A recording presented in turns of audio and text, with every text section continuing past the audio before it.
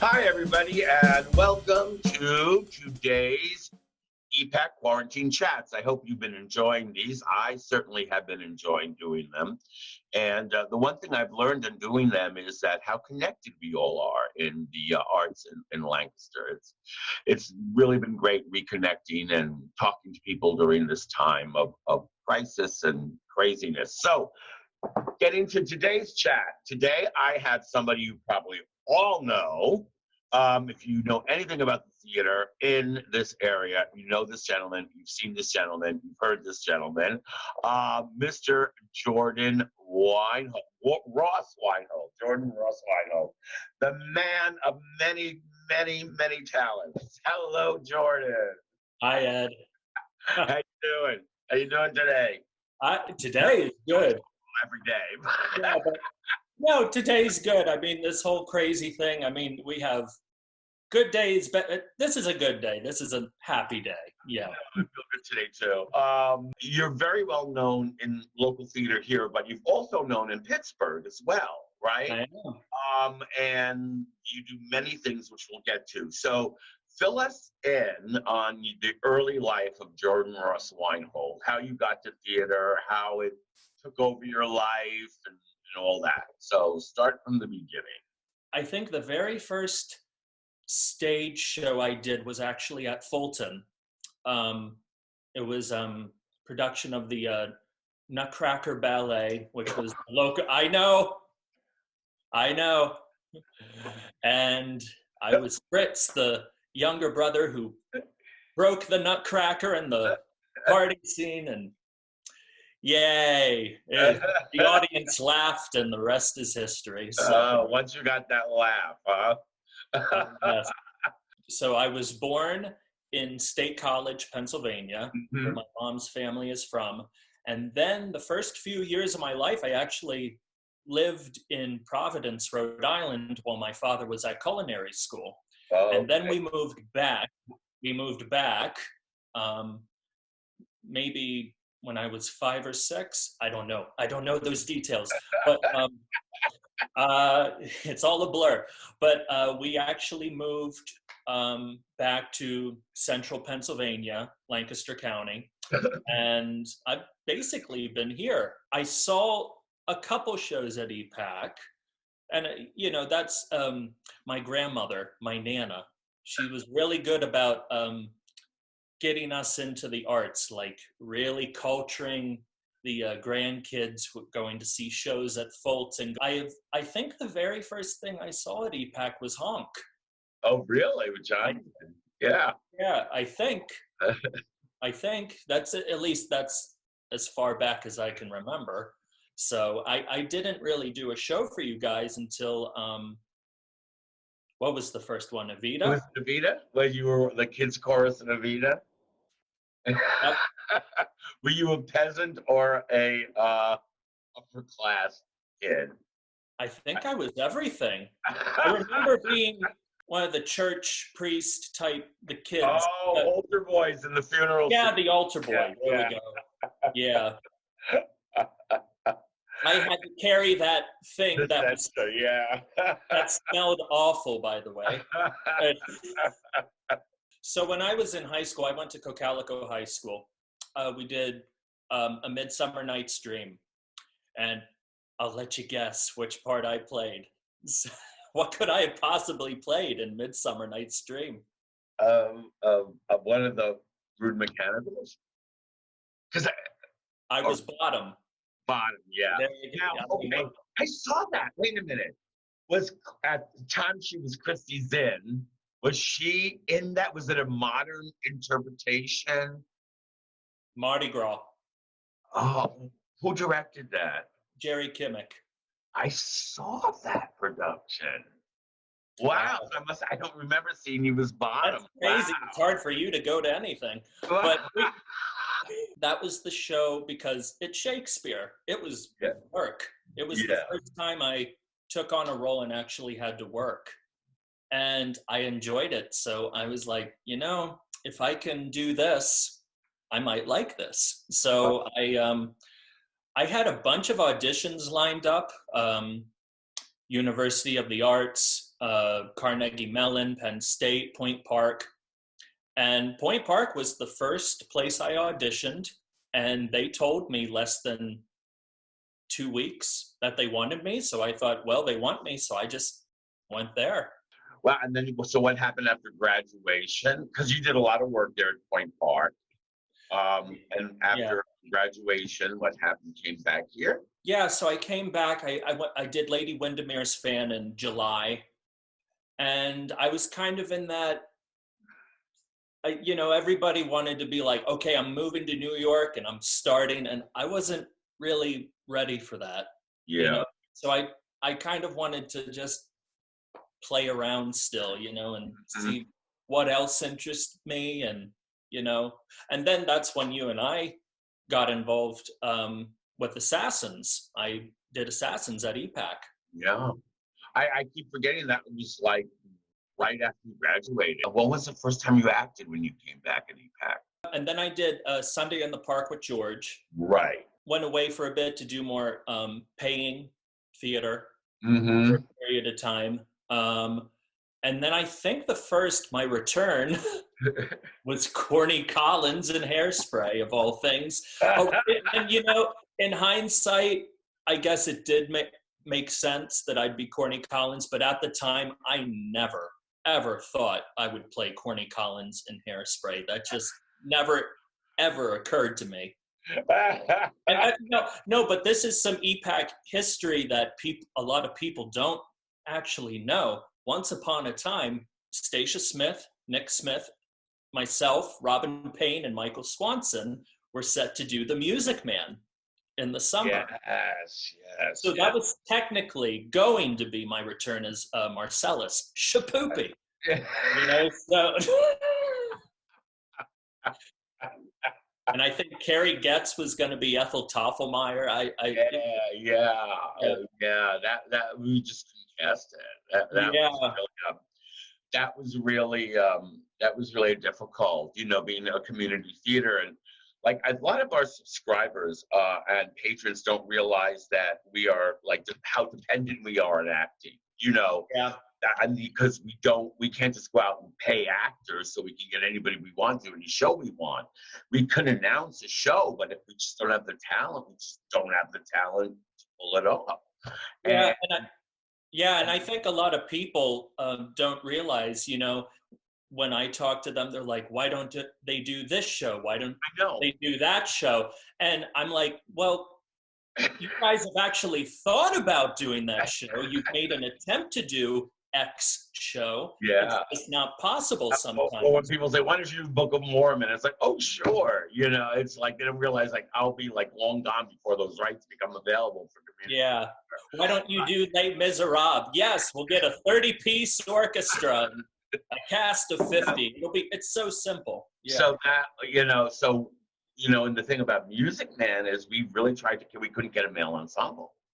Wasn't it specifically the quartet?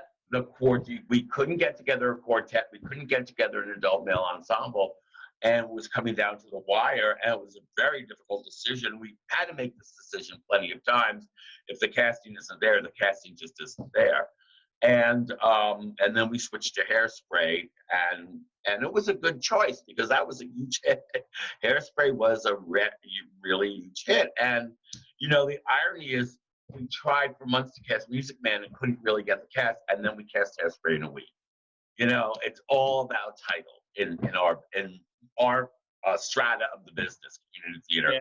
It's all about, are people interested in doing the show in your immediate vicinity? So, but Hairspray turned out to be a great experience, and there were so many people that are still working that we met during Hairspray. Like so many people came out for it, like Zach Haynes. There are people who were in that show that just kept going, like Xander and Zach Haynes, and it was really fun. I love. Well, of course, that's my role. It's one of the roles that I love. But it was a big hit. But there is still a part of me, and I don't think it'll happen. But there was a part of me. It wouldn't have been the hit that Hairspray was. But just looking back on that Music Man cast, I think it would have been a special show. I think it would have been too. And who knows? Who knows? But I'll tell you, if I do it again, I'm going to make sure I have a male ensemble and a quartet before I do anything else. You did that, and then you were off and running, and then you just started working, and that's when your local reputation sort of blossomed. But before we get into that, you go back and forth from Pittsburgh because you're associated with the professional theater in Pittsburgh, correct? That you do work with. The thing about a Pittsburgh theater, I guess it's similar in Lancaster County, but all the actors you see, they do everything. And same thing in Philadelphia, I hear. Yeah. Yeah. I mean, if you do a show, X show, anywhere in Pittsburgh at any of their professional theaters, it's like, oh, and you know your cast. It's all there, so it's kind of cool. Mm-hmm. And I did an adaptation of Great Expectations. It was Herbert Pocket played Guy Barkley in Lady Windermere's Fan, Oliver Twist, and most recently The Old Curiosity Shop. Mm-hmm. After Corny Collins, you sort of exploded on the local scene, and then what did you do right after that? Sweeney Todd. Sweeney Todd. Okay, yeah, Pirelli. That was special. Yeah, everybody walking in were like, we know Sweeney Todd, we know what show we're doing, but we didn't really know what Sweeney Todd we were gonna do. So that was a really special, like, just watching this show blossom with the casting. And that was, I mean, Pirelli, everybody's seen Sweeney Todd and everybody has their idea of what Pirelli and the Beggar Woman and the Judge, they have all these ideas of what they are, and we kind of like twisted them around and dissected them and did these little things. So that was really cool. And then we got to tech and we got to see the design of everything. We weren't ready for how weird it was. I call our production of Sweeney Todd every season of American Horror Story meets Mad Max Fury Road meets a splash of Tim Burton's Mars Attacks. I did. It was. I do so many. You have so many shows. As an actor, you do so many shows. As a director, I do so many shows. And that one. Well, if I did Sweeney, it was the third time Epac had done Sweeney, and so it had to be different. And I had Sean Young. In hindsight, it made sense, but at the time, that was a very unexpected casting choice. Yeah. It was very special in the sense that it was a really organic production. It was a really collaborative vision from everybody involved, from Mike Rhodes, the wonderful set, and Kate's costumes off the hook. And it, all these things kind of gelled together and to make this like really special production. Yeah, and you helped him. You orchestrated that, right? You orchestrated reduction because we don't have 30 pieces, so you helped him reduce. But that my hat's off to Zach with that because that was a really hard score and it sounded great. Great. Yeah, it did sound great, and it was hard. It was hard. It's opera. And it, and to thrust him, even though he had been working up to that, to thrust him into Sweeney, it was really stressful. It was really hard. Oh, Peter the Starcatcher. Yeah. Yes. Stache. All these guys. That was great. That was another thing that we did. How is this going to go over?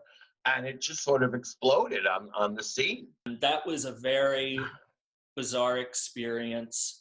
Beautiful experience with that being Pat/show. And I was Pat Kautter, who had worked we had worked together for 20 years.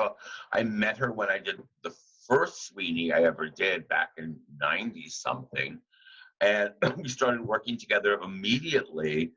And she sort of was like my unofficial co-artistic. I mean, she was there all the time, and we had such a good working relationship, and crazy, and it was just and dramatic, and we just created this. She was there. She was a choreographer and a teacher.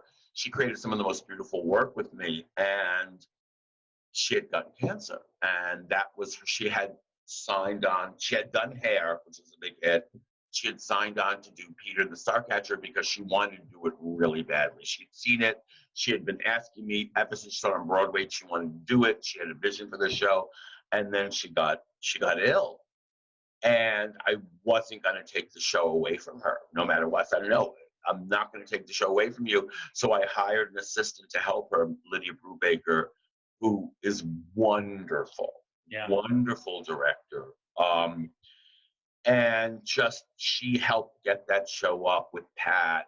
So she really, it was a sad, but ultimately sort of beautiful experience. And Pat got to do that show. So yeah, so I could imagine the emotions on that show are very mixed. Yeah, and at the end of the day, the show is a comedy, so it's like a weird little emotional balancing act. I will say, I don't know if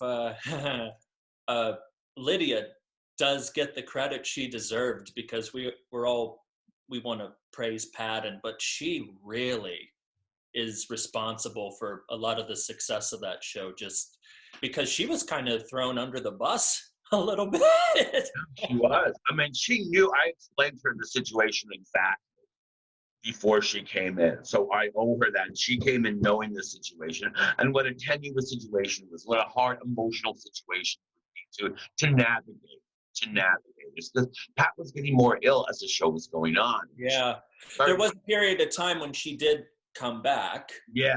You know? And Lydia really she was heroic during that. She really was. You did Crucible at Susquehanna and got a lot of fame got a lot of praise for that. Yeah. And that I think a lot of that was, can Jordon do it? You know, so. What do you mean, can Jordon do it? I don't, because people see me as a clown. You know, in this area, they see me as the musical comedy guy. You know, so I think that raised a lot of ears. Like, aren't you doing the Crucible? But I know I can do that. I know I can do that. And when you are in a small theater community, you have a tendency to get a little bit typecast, you know, because you are good at doing this. When you do Black Stache and when you do Banjo, I mean, there comes a point where you're like, I got to do something different. I really do. And that was part of it. Yeah. You know? So, and I'm really happy I did that. I don't think people realize how hard that show is. It took a lot. So it was a great experience. Yeah. I'm sorry I couldn't see that. I was talking to Jim. I was interviewing Jim yesterday because he's, you know, the artistic director of Susquehanna, and talking about that show. And I couldn't get to see it. I was really upset because I was doing Newsies, and I had to replace an actor, a good friend of mine who got ill, and he's fine now. God bless Gene Ellis. But I had to go in the day I was going to come and see you. Remember that day, the night before, Gene? Yeah. And couldn't come back to the show. So I had to go on book in hand and do this part the next day. So I never got to see the Crucible. But the three of us, you, me, and Gene, we got to do The Man Who Came to Dinner with everyone. We did, which, Banjo. You know, that was a really... What? That was a joy. That working with you on that, because we had not been on. I don't think we've ever been on stage together, had we? Never. Although people, I mean, including you, thought we had. I know. But I kept telling people, like, "Oh, that's great, you and Ed." You know, I'm like, we've never done a show together on stage. This could go really bad. We were like, we're a comedy team from vaudeville. It's like. Like, well, together. I was like, we could have egg on our face by the end, but that wasn't the case. Yeah, we've never been on stage together, but I will tell you, it was a joy. It was magic, according to what people have said. But we worked that scene. Really, remember, we worked that scene, that act. I We know had, we worked that third act, and we worked it really hard to make yeah. sure it was good, and it was Now fun. I can't complain too much because you were on stage the entire show, but that was a really hard show for me because I didn't hit stage till like 10:30 at night. So to like I so to like come out there like a bolt of lightning, know. and that cast was great, you know. Oh, I loved it. We had so much fun. That was like an all-star, like one of the airport movies from the 70s. You get all these actors on the plane. The cast was wonderful. But it was really wonderful Mhm. to work on that show, and I had a ball working with you on those. Same, same. That was fantastic. I couldn't ask for a better Sheridan Whiteside. You got into orchestrating for other theaters all around the world. Yeah. Tell me how you got into that and what that's all about. You know how you have that one show and the light bulb kind of goes off? That happened at Point Park. I was directing a production of Sweeney Todd. They could only afford a three-person orchestra. And the music director was like, who's going to make this work? It's Sweeney Todd. And I was young and stupid and still am. And I said, well, give me the score. Maybe I can whip something together. And I did. And it got a great reaction. It was, I did Sweeney Todd for a clarinet, cello, and piano. I was talking, there's a Broadway actor, composer, Ed Dixon, who's very known. We have this mutual love for music. And I wasn't really thinking about this, but I said sort of the magic words, hey, if you need an orchestrator, let me know. Of course, I know to think twice saying that now. You know? But yeah, and so he wanted me to try orchestrating his off-Broadway show, Shylock, which is a musical version of Merchant of Venice that was done at York. And I started on that, and then I got a call from Ed saying, hey, we lost our orchestrator for Cloak and Dagger at Signature Theater. Would you be interested in trying it out? And of course, the rest is history. It just, I got great reviews, skyrocketed, and now, Yeah, because now now you do, and you could all do it, God bless the internet, from the internet, right? You don't have to actually go to the right. I just send via email. And sometimes you do go when it's convenient. I know that sometimes you do go to tech rehearsals, but you do stuff in Spain and like in Europe, and yeah. I mean, yeah, it's kind of wild. It's like because I'm first and foremost an actor, so it's if people believe that you can do that, you gotta kind of trust that you can, and maybe it's meant to be. I don't know. Yeah. But I mean, I enjoy doing it. I absolutely love it. I love the idea that you can, we are first and foremost storytellers, and I love the idea that you can storytell even with the color of instruments. Yeah. Anything coming up in the immediate future we can talk about? Well, you did bring up the Spain thing.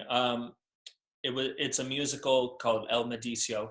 And it had a huge, huge orchestration. I think it holds the record for the largest orchestration ever. They had the London Symphony Orchestra record it, and then they need somebody to scale it down, reorchestrate it. They contacted me. How they found me, I do not know. And of course, Spain got hit really bad with this coronavirus. So I don't know. It's a weird thing.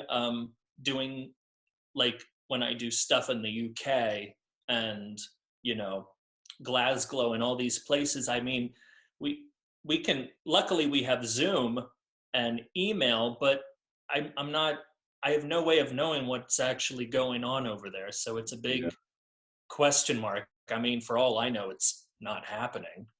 So it's I hope they're okay. Yeah. People involved in the production.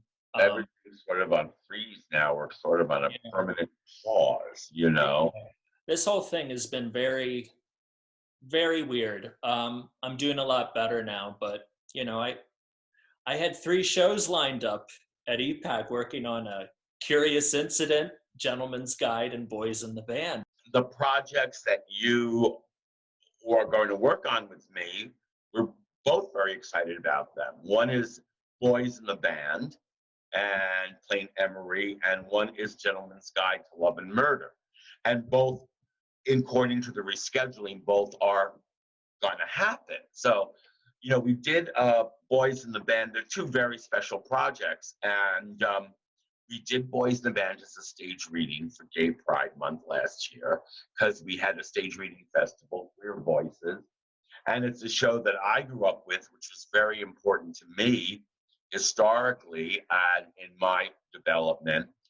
And we did a stage reading of it one night, and people loved it, right? And we decided it was so popular at the stage reading to bring it to main stage in a full production, which was great. And you did Emery fabulously. And from director point of view, I didn't know how the show, because some people do. It's a very controversial show. Some people think it's dated. Some people don't. Even though times have changed and attitudes have changed, there's still some things that don't change. And from a historical perspective, it's very interesting. And so I didn't know if the show was going to work. And in theater, you find like West Side Story. They go through a show opens and it's a hit, and then it goes through periods where people think it's dated, and then it reaffirms its classic stature. And it goes through that period, because I remember when in the 70s, everybody laughed at West Side Story, that it was dated, the views on Hispanics. It was like, oh, it messes, did ballet, gangs doing ballet, and it went through this period of people laughing at it. And now it's like one of the coolest shows. Still gets produced, and the younger generation loves it. So it's kind of reconfirmed its coolness. I call Sweeney Todd's the same way. And Boys in the Band, that happened, I think, to our production, our stage reading of Boys, where we presented. I didn't know what people were going to say. Oh my God, how can you do this? It's a bad portrait of gay guys, but it didn't. People enjoyed it, and I would talk to people, and nobody thought it was dated. It was like, no, this is how we are. This is how we talk. I love doing the Sweeney Todd and those artsy shows, but they're Boys in the Band. I think, even the audience early on in the play, they realized that there was this kind of verisimilitude about the piece, and it really struck a very emotional chord with people. Yeah, it really did. All different kinds of people too. All different kinds of sexual orientations and nationality. It really struck a chord across the aisle. I remember, so when we did Sweeney Todd, I remember during mic check, you were just sitting in the seats just chatting with all of us, and you said to me, I want you to be Emery and the Boys in the Band. And I was like, oh, I'm tired of these actor-musician shows. I thought it was like $1 Million Quartet. I was like, what? I didn't even know what the play was. I think we all felt that at that first read-through, where we're like, wow, this is a special play. And particularly the cast. And it was, one could say it is the typical Jordon Ross Weinhold type of role. But it wasn't either. But it wasn't. I was going to say it really wasn't. I think it started. It started at that, but it goes places, and it is and it isn't. It isn't and it isn't. Yeah. And I will say that's probably, it might be the most naked I've been on stage. Not that I'm like Emery, but when you're on stage, you are the character, and it's a very vulnerable, naked type of role.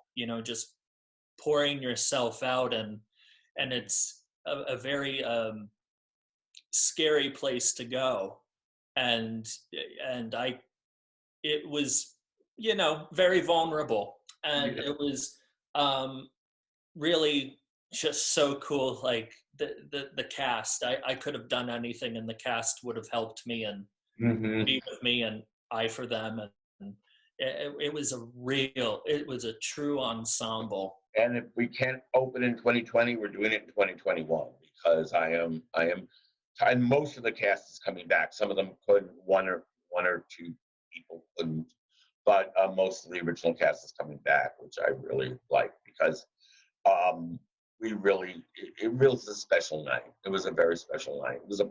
For me, it was a personally special night, and I can tell for the cast it was a very special night too. And you were fabulous. No, you're fab. That's all I'm going to say. If we do it, everybody, you've got to come see this man's performance as Emery and voice in the band. It's incredible. And then you're going to do something else, right? A Gentleman's Guide to Love and Murder. Yes, tell us about that.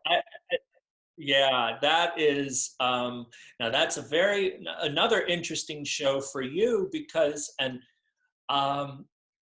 well, tell me before I tell you mine, can you tell me, like, you picking that for the season, like how that came it's about? A show that now I had never seen the Broadway production. I'll admit I'd never seen Broadway production, but I know it was a hit, and it sounded very funny, and I read it, and I saw bootlegs, and I thought it was good. My audience will like it. It's a fun show, and I wasn't in love with it, quite honestly, because you can't be in love with everything you program. 30 years, 8 shows a year. I'm not gonna like adore everything, but it's a good show. It is. And so and I had the actors for it, which is in my business, community theater. You got to have the actors for it. Got to know that actors are available and they're interested. And I know I had people who were interested in it. So I said, okay, that's a very worthy show. Let's do it. And then we had the auditions. And I just never laughed so hard in an audition. And I realized, I was going to say that. This show is so funny. And yeah. I guess theater never works on tape. I mean, you can get the sense of it. But as you know from all the Sondheims, like Sunday in the Park and Sweeney Todd were one of the greatest theatrical experiences and audience members I've ever had. But yet I watch them on video and they're a letdown. They just don't capture that immediacy. You're not in the room. You're not in the room to quote Hamilton, So, but when I saw that one, it was just an audition. Everybody was great. It was like one of the hardest shows to pass. You were there. No, there wasn't a single actor at that audition was like really hard decisions because everybody was great, and I laughed so hard during those like readings, and it was just like incredibly funny. Well, a lot of times, people who don't know, it's based upon a book which became a movie. What is? Oh God. Kind Hearts and Coronets. Based on so this show is based more on the book than it is the movie, but the movie was sort of based on the book Kind Hearts and Coronets, which is about this sort of working class guy who realizes he's an heir to this very wealthy family, and a fortune and a title. Yeah, a fortune and a title, but he's like 10th in line. To as being the heir, so he winds up killing. Now this sounds good. It's very funny. He winds up killing all the people so he could take the heir title. All the people that are in front of him, but the gimmick is that all the people he killed, like 8 dice squits, there are 8 characters. Yeah, is played by the same person. It's played by the same person, which is got to be Jordon. So, so that's that, and it's extremely funny show. Yeah. And we got into music rehearsals, right? We had finished music rehearsals, right? We were one day away from starting blocking One day when this all went down. have a sing for. We were one day away from starting blocking rehearsals, and boom, goodbye, out of business, go home. You know, when we were all at rehearsals and we could feel, wow, something special is going to happen with this. We kind of, that grew when we did Man Who Came to Dinner, that grew when we did Peter and the Starcatcher, but I haven't experienced an energy like that since Sweeney Todd. So the cast is fantastic. It's an 11-person cast, and like even the ensemble, the 6-person ensemble, they're all Epac leads. You know, it's wild. I can't wait to do the show. And it will be done when we reopen. It's very funny, and it's very it's going to be beautifully sung. Oh my God, it's going to be beautifully sung. Mm-hmm. And it has some really incredible people. Yeah, the cast is like embarrassingly full of riches. It's like who's who or Epac. So that's going to be fun. You're excited about doing this. You have like 2 great. Whenever this pandemic is over and we get back to our new normal, you have 2 like really great roles to think about. I'm really excited to do the Dice With family. One, because it's a challenge, and I'm always attracted to a challenge. And it's it's come on, let's be honest. Anybody who knows A Gentleman's Guide to Love and Murder and knows that role, it's actor candy. It's right. It's you know, and it is an Epac show. It is. It so really is.